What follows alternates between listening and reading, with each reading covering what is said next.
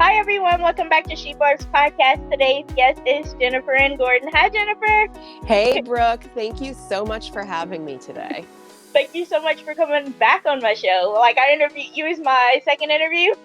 I love that so much. I feel like you and I, because we knew each other even before you interviewed me the first time, and I was honored to be one of your first guests, and I'm thrilled to be back.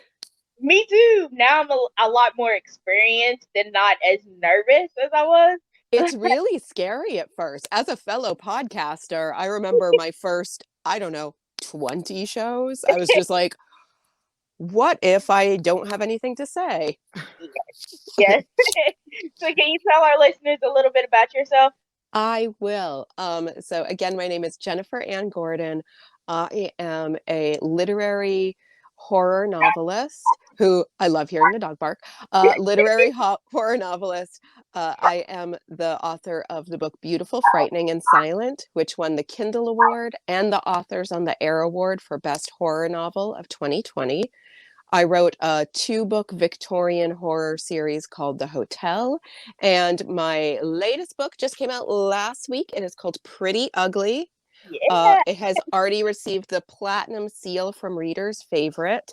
Oh, And it's gotten some pretty good early reviews. It's only been out a week. It's like my book baby's not even a week old. She turns a week old tomorrow.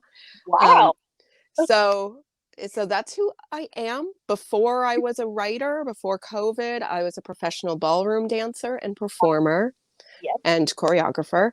And I've managed to somehow make a living my entire life with doing weird jobs that only a theater major can do. So I've been a magician's assistant, and I've been a painter, and I've just been a lot of like really crazy things.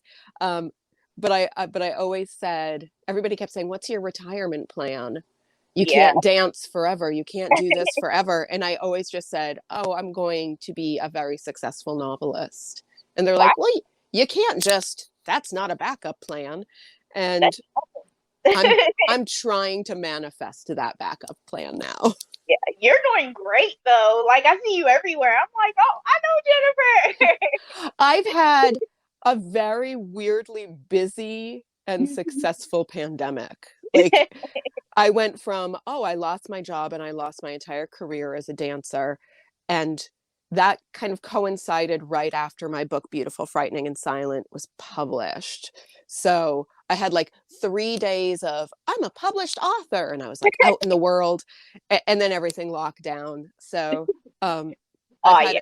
I've had a strangely exciting pandemic, like professionally, but also very, very strange. I got to do my first out in the wilderness book signing and book event for Pretty Ugly on its release date at Gibson's bookstore in Concord, New Hampshire, which is this beautiful, amazing, huge independent bookstore. It's been around since I think 1898. And I did a sold out event there, and it was incredible. It was sold out?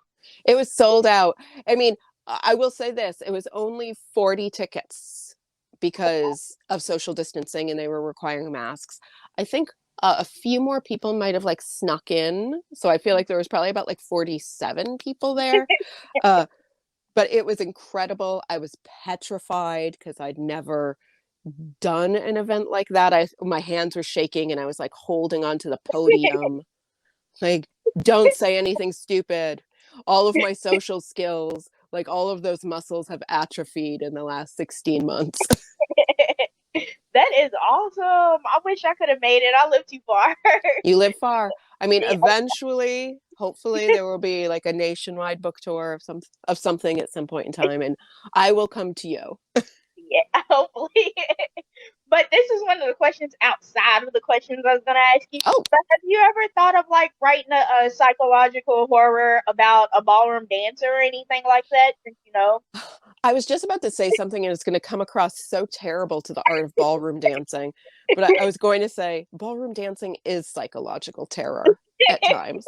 Um, I have been like low key planning a ballroom dance memoir, which would be like a series of essays about what dance did for me, what dance did for some of my students, and how it kind of got me away from an incredibly abusive relationship. So like a memoir about the power of dance, not just as a teacher but also as a student. I've been like sketching that thing out for like years now. I just need to be brave enough to write it, and then have all of my students for the past 12 years come back to me and say like, is that me? Is it, I know you changed names, but is that me? Like, yes or no. Like, no, it's not you. That would be awesome. I would definitely read that. And I feel like there's a little bit of like cutthroatness in any kind of performing arts. So it would be fun to write like a psychological thriller about like competitive ballroom dancing and murder. Yeah. Kind of Like, like what one of the other authors I interviewed, he is a dancer and he wrote about a ballroom dancing, but I don't think it's a psychological thriller yeah, or maybe less murder. yeah. Yeah. So what does the title mean? Your title Pretty Ugly mean? So, Pretty Ugly is a play on so many aspects of this book. The story centers around two characters, a woman named Amelia, who is an Instagram influencer. She does makeup tutorials based on book covers that she finds at used bookstores. And her entire life on the surface seems very vapid. She goes out for cocktails, she wears amazing outfits, she takes selfies. All of that is a mask for hiding the fact that she had a rocky childhood. She's been emotionally hurt to the point where she doesn't feel like she's worthy of love or capable of love. So we're following her, Amelia. Her real name's Nicole. Amelia's her like fake name. We also follow a man named Sam, who is a failed politician, and like a young failed politician. He was billed as the new JFK, and then he gets very quickly embroiled into a political scandal, and hopes and dreams are lost.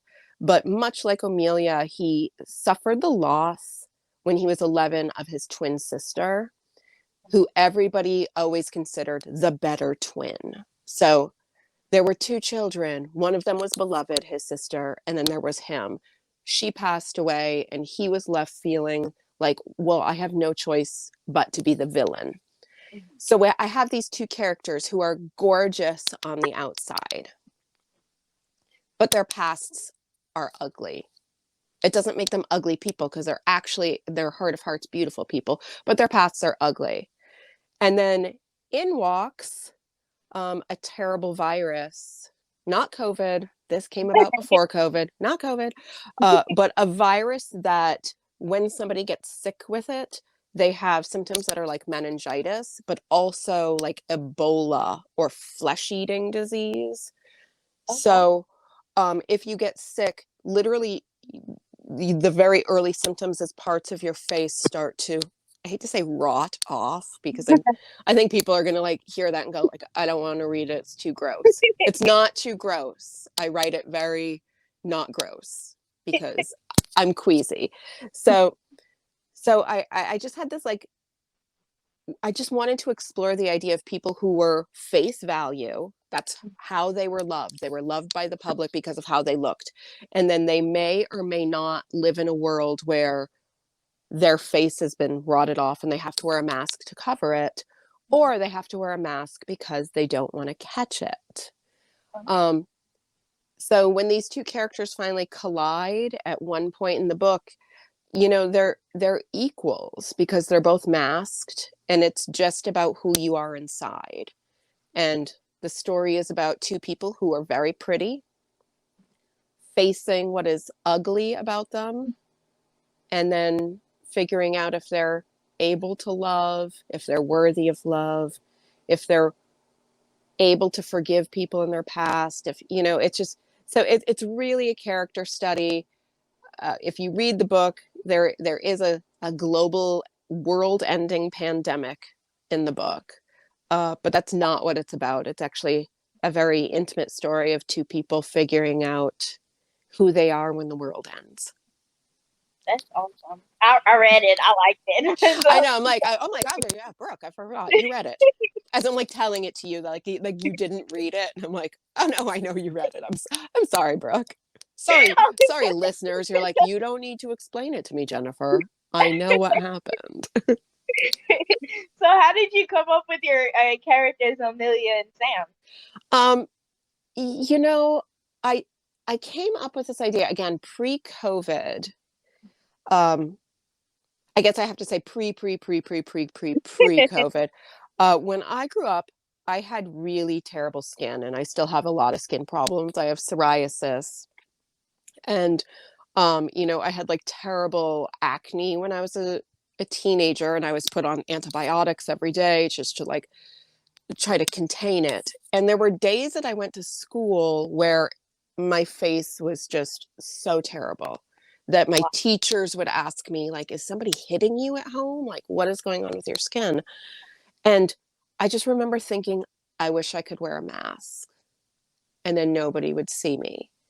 Cut to, 30 years later, 25 years later, I was in a convenience store in one of the towns near where I live, and there was a girl running the cash register, and she had not acne, but what seemed like cellulitis, like an infected bug bite or something.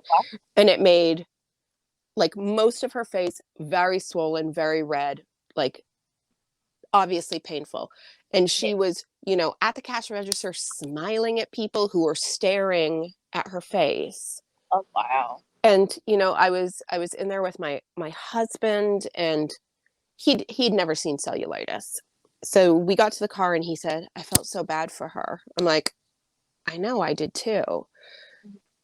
And then I just thought about, because like it reminded me of me as a teenager and in my early 20s. And I thought about, like, what if this happened to like so many people that we put on a pedestal because they look good? Yeah. Like all of our celebrities, those gorgeous girls on Instagram who pose for beautiful photos in like waterfalls, and they wear like mermaid tails, and you're like, oh, you're so beautiful. And I thought, like, what would happen to those people if everybody suddenly was infected with something that ruined their face, ruined their body? Like, Wow. who could we be as a society after that? So that's what the book is exploring. Originally, I thought it was going to be a dystopian romantic comedy. Like, I thought it was going to be like the end of the world, but like people fall in love. But then COVID happened as I was writing it, and I'm like, there is nothing funny about the world ending because of a virus. There's no jokes to crack here.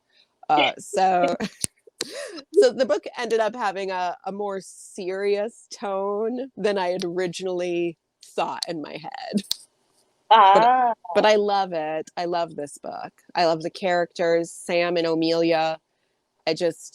I wrote it so long ago now, but I can think about them every day. Like they're my friends.